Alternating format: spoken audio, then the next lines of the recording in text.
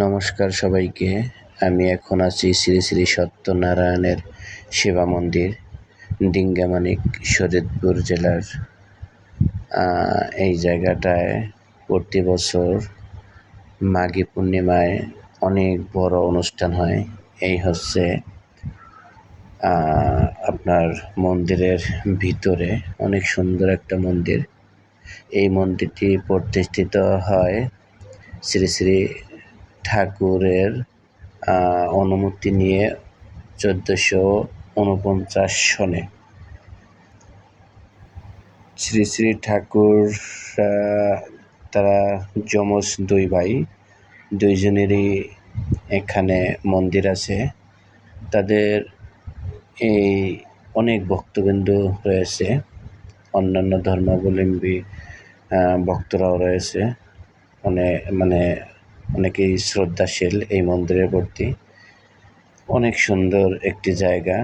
এই মন্দিরের পাশেই রয়েছে সুন্দর একটা পুকুর, এবং এই পুকুরের পাশে রয়েছে বিভিন্ন গাছপালা, যেমন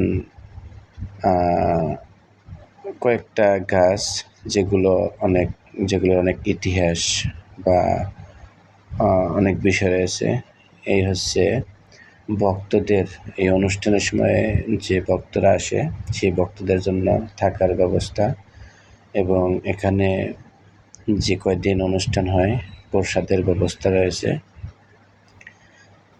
আর এই হচ্ছে আপনার মূল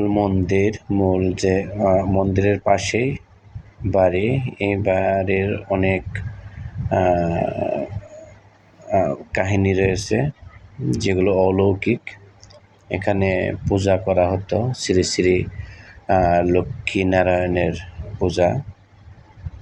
এই বাড়ির পাশেই রয়েছে বিশাল বড় মাঠ, যেখানে প্রতি বছর ওই মাঘী পূর্ণিমায় আপনার অনেক বড় মেলা হয়।